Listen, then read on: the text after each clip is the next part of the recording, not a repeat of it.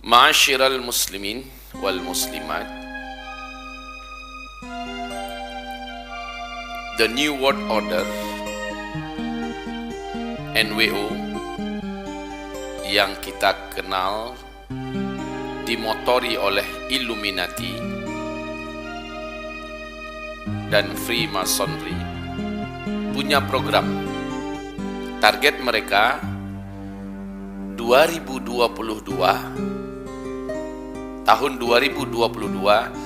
jumlah populasi manusia di muka bumi ini sudah berhasil mereka batasi, tahu tidak? Di angka berapa persen? Ini program mereka yang sangat menakutkan. Tapi Allah Maha Pengasih, Maha Penyayang, Allah bongkar sehingga jadi ketahuan. Tidak tanggung-tanggung jumlah yang akan mereka pangkas dari manusia yang hidup di bumi ini pada tahun 2022 menurut rencana mereka adalah 93% manusia habis. Berarti yang boleh hidup siapa? Cuma 7%. 7% itu siapa? Orang-orang pilihan mereka. Sekarang orang-orang sudah mulai mereka sortir. Sudah mereka tentukan si fulan dengan keluarganya. Itu pun ada di antara keluarganya yang gak lulus. Si fulan. Yang lainnya program mereka akan dihabisi. Melalui apa mereka menghabisi? Melalui pertama food. Hati-hati, dengarkan ini baik-baik. Melalui food, makanan-makanan yang mereka ciptakan, minuman-minuman yang mereka buat, baik minuman mineral, makanan-makanan kaleng, makanan-makanan cepat saji, atau tanam-tanaman, sayur-sayuran, biji-bijian, bahkan buah-buahan. Kita dengar dengan genetika modification, ya, GMO. Ini berdampak dalam program mereka. Siapapun yang mengkonsumsi, yang memakan, yang menggunakan, ya, yang menikmati buah-buahan, sayur-mayur, biji-bijian, makanan cepat saji, minuman-minuman yang sudah menguasai pasaran dunia pada hari ini, orang ini pertama akan penyakitan, kedua punya kelainan mental, ketiga bisa digerakkan melalui satelit. Mau dijadikan apa? Mau dibunuh di tempat dengan cara tekan saja tombolnya dari Israel sana, maka semua yang sudah ada di darah kita, semua yang sudah ada di daging kita, di daging anak-anak dan keluarga kita, langsung plep, mati.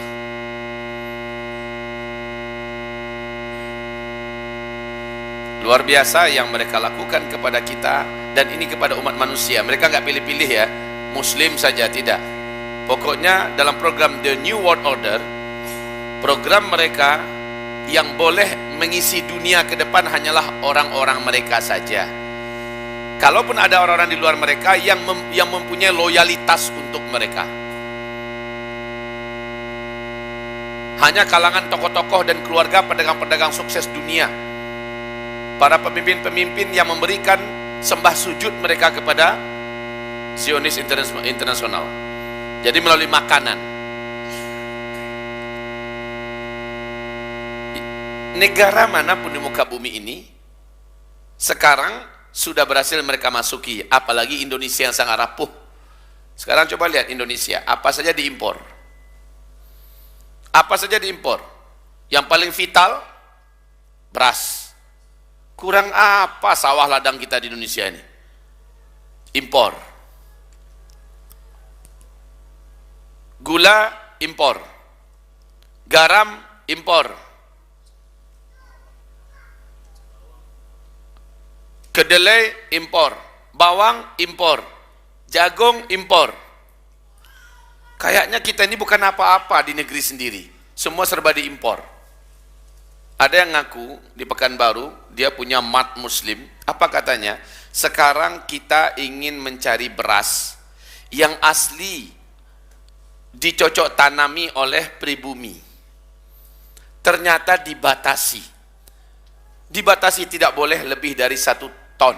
Bahkan hanya sampai di angka 600 kilogram saja boleh dibeli. Ini akan dibeli oleh lapisan masyarakat luas kepada muslimat ini. Ditanya kepada toko-toko pribumi lainnya juga sama, sangat dibatasi. Tapi siapa yang mau beli beras impor, berapa mau dikasih? Ini akan berakibat kepada apa? Terpaksa kita mengkonsumsi. Ini dulu yang masalah, bukan masalahnya ini impor atau tidak, tetapi masalahnya sekarang bukan hanya mematikan ekonomi pribumi kita, para petani dan sebagainya. Di dalam beras-beras impor ini kita wajib curiga besar. Alasannya apa Ustadz? Alasannya firman Allah, alladzina kafaru yufsidun wala yuslihun. Orang-orang kafir itu program mereka pasti untuk merusak. Wala yuslihun, mereka tidak mungkin melakukan kebaikan. Ini Allah yang membantah. Asal dia orang kafir, dia memproduksi apa? Kita wajib curiga. Sufyan Ats-Tsauri mengatakan kalau orang kafir melakukan sesuatu, apakah sesuatu itu biasa atau terkesan agak baik sedikit, kamu wajib mendatangkan 1000 lebih alasan untuk berburuk sangka kepadanya. Kata siapa tadi? Kalau orang kafir yang melakukan sesuatu dan itu umpamanya dianggap sesuatu kebaikan, wajib curiga.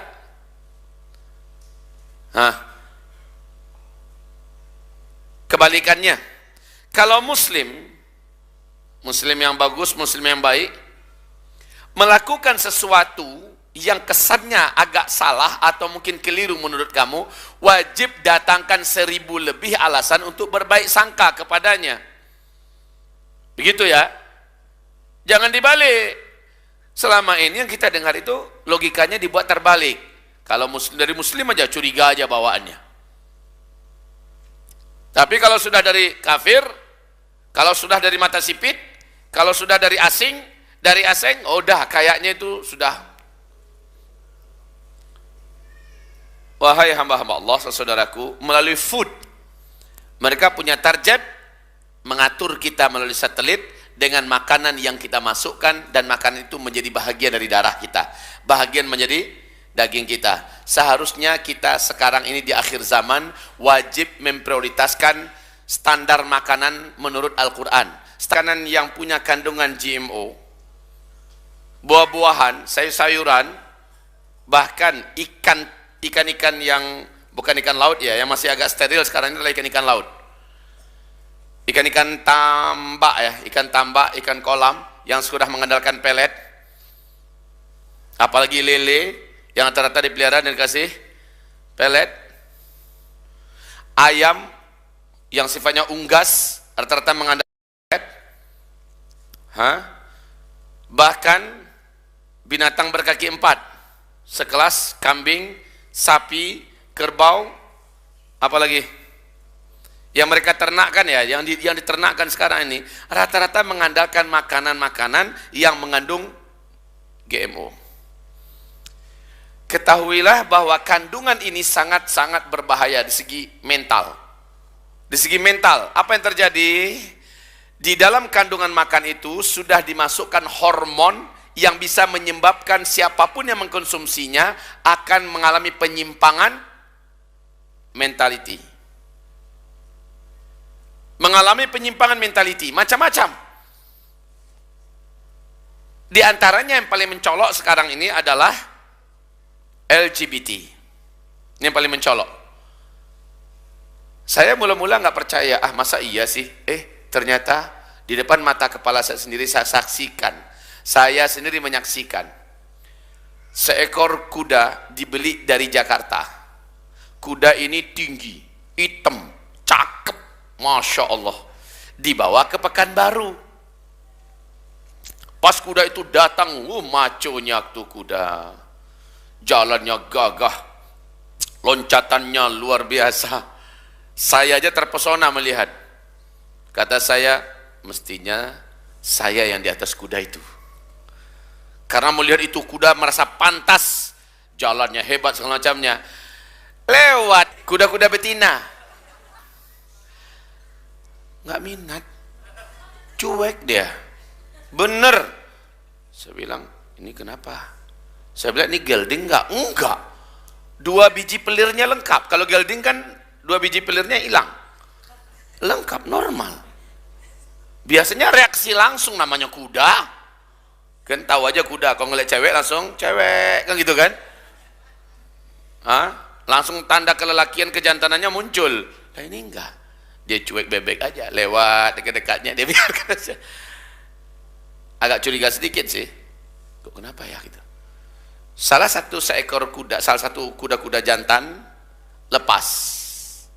Oh, semangat dia ngeliat kuda jantan itu, dikejarnya. Saya pikir kuda jantan itu mau diajaknya kelahi. Ditindihnya. Waduh, kuda LGBT, saya bilang. Masya Allah. Akhirnya saya percaya, karena sebelumnya saya mendengarkan penjelasan dari seorang pakar gizi dan tanam-tanaman ya, yang datang dari Jawa memberikan penjelasan bahayanya makanan-makanan yang sekarang beredar. Ya, makanan yang diberikan kepada hewan ternak, yang diberikan untuk pupuk, yang diberikan untuk makanan-makanan hewan-hewan atau tanam-tanaman, sayur-sayuran yang akan kita konsumsi, dijadikan pupuk, dan di dalamnya mengandung kandungan-kandungan yang dapat menjadikan kita mengalami perubahan kesehatan. Dari sehat menjadi lemah, mudah diserang penyakit. Karena dalam makanan itu mengandung zat-zat, mengandung hormon-hormon yang sengaja diciptakan untuk merusak kita dan menghabisi kita. Makanya sekali lagi kuncinya dalam Al-Quran, Allah perintahkan kita, kulu mimma fil ardi halalan, makanlah oleh kamu apapun yang ada di bumi, syaratnya halal. Nanti mereka juga banyak menghancurkan anak-anak kita dengan narkoba, dengan lain-lainnya. Sementara anak muslim yang mengerti akan diawasi lingkungannya, dan sekarang sangat sulit menjaga lingkungan anak-anak muslim kita, sangat sulit. Minta maaf, tolong HP ini pinjamkan saya sebentar. Sehebat apapun orang tua memberikan nasihat, sementara anak diberikan bekal ini. Jangankan level anak, kita saja yang dewasa bisa hanyut oleh ini. Betul? Hampir di seluruh tempat di Indonesia, mau di airport, mau di terminal, mau di pesawat, mau di mana, seluruh orang punya ini. Ini juga salah satu di antara cara yang paling kuat di akhir zaman, kata Rasulullah, Dajjal mempengaruhi manusia. Tidak akan ada satu rumah pun dari rumah orang muslim nanti di akhir zaman, melainkan di dalam rumah mereka akan ada fitnah Dajjal. Inilah fitnah Dajjal yang maksudnya Nabi. Siapapun bawa, apalagi anak kecil. Anak SD udah dibeliin HP Android. Lalu anak SD itu akhirnya, kita kan ketahui ya, buka sedikit, silep aja, langsung muncul yang enggak-enggak. Ini tangan, gatal, tak, langsung tekan. Muncul. Dia belajar merusak, dia belajar pelacuran, dia belajar minuman, dia belajar apapun yang bisa membuat hidupnya menjadi hancur melalui pintu dunia, dan inilah pintu Dajjal. Kita saja yang dewasa nggak bisa mengendalikan. Jujurlah, bisa nggak mengendalikan? Kita yang dewasa. Kita yang dewasa saja nggak bisa mengendalikan, apalagi anak-anak, anak SD, anak SMP, anak SMA. Wallahi, bahkan wanita bercadar pun banyak yang gugur oleh ini. Akhirnya dia berselancar di dunia maya, berikhtilat dengan laki-laki asing yang bukan suaminya, bukan siapa-siapanya. Sampai ke tingkat dia akhirnya betul-betul tidak lagi memakai pakaian sehelai benang pun dengan laki-laki asing itu. Ditambah dengan yang lain-lainnya. Ya Allah ya Rabbi, kemarin istri saya nangis, saya juga ikut nangis. Lalu kami berjanji, ya Allah tolong kami ya Allah, agar kami mampu menjaga anak-anak kami. Baik, ikhwati fillah, tentang ini pun sudah Nabi sebutkan di akhir zaman. Dan sekarang ini dijadikan senjata untuk pembunuh manusia menurut target mereka, karena ini semua orang sudah punya. Ini paling efektif untuk membunuh orang, Pak. Paling efektif untuk membunuh orang. Taruh aja lah di sini, diledakkan melalui satelit, bisa tas mati kita. Ya, taruhlah di sini, letakkan di mana bagian-bagian yang dekat dengan tubuh kita. Bukan radiasi, radiasi itu merusak secara perlahan-lahan tapi permanen radiasinya. Sementara yang paling berbahaya itu adalah ternyata ini bisa dikendalikan dari satelit. Kalau mereka ingin habisi manusia, tinggal tekan saja melalui satelit. Apapun, siapapun yang punya HP-HP Android canggih begini, dia akan meledak. Ketika meledak, dia ada di tubuh orang, orang itu akan langsung mati. Maka bila target mereka tahun 2022 sudah 93% yang habis, mereka akan bisa melakukannya. Karena hampir-hampir tidak ada lagi orang yang tidak bergantung pada ini.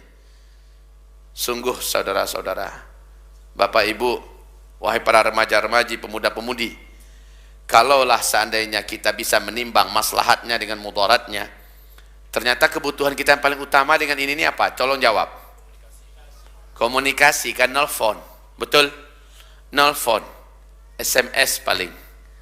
Kalau memang demikian adanya, maka jujurlah, cukup handphone harga 250.000, handphone zaman jadul dulu, itu memadai. Memadai. Selama ini bahasa kita untuk dengar berita, itu bahasa kita ya. Untuk apa? Untuk ya informasi dengar berita. Apa? Hah? Bohong. Kalau dikatakan untuk kajian, berapa persen sih yang dengarkan kajian satu hari?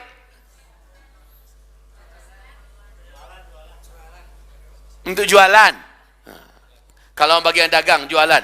Dalam sambil dia jualan itu, sambil itu racun-racun fitnah Dajjal terus menyerangnya pagi dan petang, siang dan malam. Di samping itu, ini pun kalau memang mau jualan, ini pun punya potensi untuk bisa mempercepat habisnya manusia bila menurut mereka waktunya sudah. Jadi mereka sudah mempersiapkan alat-alat untuk membunuh kita. Kalau nggak punya HP, melalui makanan. Kalau punya HP, ya melalui HP. Di samping di dalamnya ada agenda-agenda yang bisa merusak suluk sadi dan fisuluk, lurus dalam masalah tingkah laku. Banyak orang tingkah lakunya sekarang menyimpang. Ternyata mereka nontonnya dari HP. Banyak keluarga-keluarga muslim kami di Payakumbuh, Bu. Dan saya yakin di mana-mana dan kita mengalami penderitaan yang sama sebagai orang tua. Kita meratap melihat anak-anak kita sekarang ini. Tidak terkendali. Tidak mampu dikendalikan anak-anak kita sekarang. Kelihatannya bagus, kelihatannya soleh, kelihatannya solehah. Tahu-tahu dia matanya sudah melihat macam-macam hal yang tidak pantas. Hatinya sudah dibuat kotor, otaknya sudah dinodai, jiwanya sudah diperkosa oleh peradaban-peradaban Dajjal. Melalui itu. Maka kalau kita masukkan anak kita ke pesantren, pastikan di pesantren itu bebas nggak HP. Kalau katanya tidak bebas, pastikan dulu betul-betul bukan sekedar teori. Kalau peraturannya sangat ketat, siapa yang ketahuan megang HP, anaknya dikeluarkan. Berarti itu pesantren yang layak kita percayakan anak kita di sana. Sholatnya sangat dijaga. Pelanggaran meninggalkan sholat berjamaah adalah pelanggaran besar. Siapapun meninggalkan sholat maka akan diberikan sanksi yang sangat berat. Maka itu pesantren yang layak anak kita percayakan kepadanya. Kondisi sekarang ya, kondisi sekarang. Kita hanya perlu bertahan 1 tahun ini lagi ke depan. Kita hanya perlu bertahan 1 tahun lagi ini ke depan. 2019 adalah kemuncak dari semua peristiwa-peristiwa besar di muka bumi ini. Bentuknya apa? Bencana-bencana, petaka-petaka, pertumpahan darah, kelaparan di mana-mana, musibah dan musibah. 2019. Dari sekarang kita mulai perkuat imanan qawiyan sadidan fis suluk. Orang-orang yang memiliki iman yang kuat, karakter kepribadian yang bagus, orang ini akan termasuk dalam prioritas Allah di surat Al-An'am 158, dijaga oleh Allah Subhanahu wa taala.